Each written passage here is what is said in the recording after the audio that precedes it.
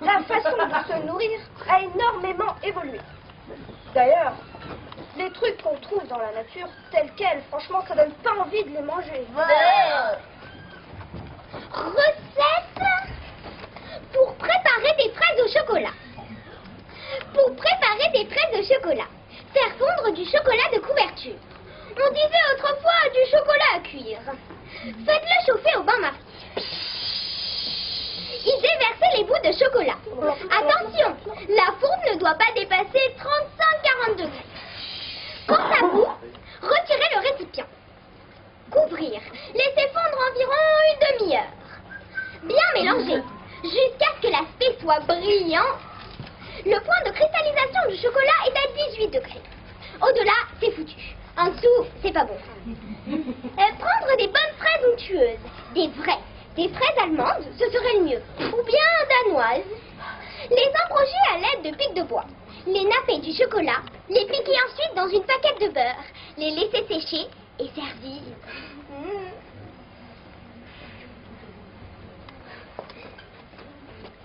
Une chanson douce que me chantait ma maman. En suçant mon pouce, j'écoutais en m'endormant. Un matin, j'ai eu l'envie de fraises au chocolat. J'avais sûrement rêvé des vacances de l'été dernier. Donc, je suis descendue et j'ai vu qu'il était 4h30. J'ai ouvert le frigidaire, mais il n'y avait plus de fraises et pas de chocolat. Alors, par flemme de remonter me coucher, je me suis assise dans un fauteuil et me suis rendormie. Un jour aussi, j'ai eu envie de fraises au chocolat. Je les ai préparées, je les ai mangées, mais j'ai tout vomi. Et, en fait, non, j'ai retiré la fraise et depuis ce jour-là, je n'ai plus jamais mangé de fraises au chocolat. Pour le petit déjeuner, je me dirigeais vers le réfrigérateur vide. Alors j'ai pris tout ce qui me passait par la main, des tranches de dinde avec de la sauce barbecue. Enfin, c'était original. Soudain, une envie de sucre me prend. Des fraises au chocolat. Alors, je vais voir dans le frigo. Bonne nouvelle, il y a du chocolat. Mais il n'y a plus de fraises. Tout à l'heure, j'ai eu le plaisir de goûter du caramel au caramel et à la nougatine. Ce mélange si doux, si sucré qu'il fond sous la langue, est très fort au goût. Mais il a un inconvénient, il colle aux dents. J'ai beaucoup aimé cette sensation nouvelle. Une envie soudaine. J'ai eu envie de fraises au chocolat. Alors j'ai regardé dans le frigidaire. Il n'y avait plus rien.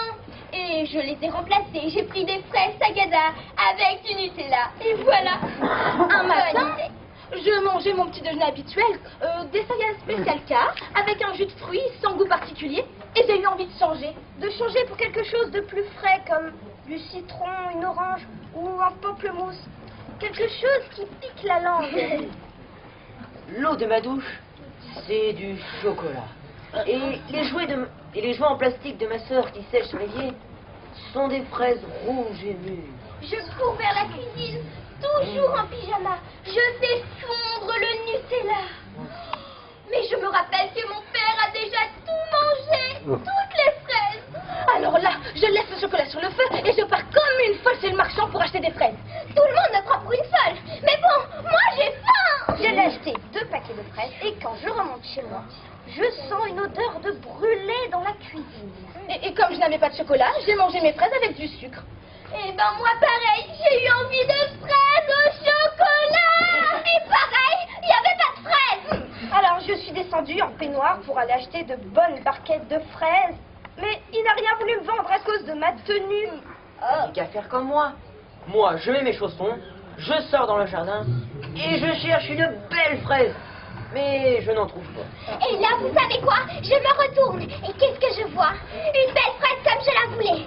Belle et bien rouge.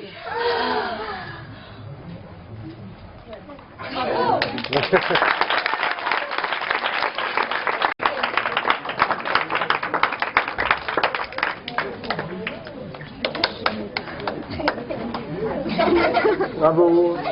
Chapeau, les textes sont magnifiques. Et vous avez super bien joué, vous nous donnez envie de manger. J'ai envie de sentir. Des fraises au chocolat.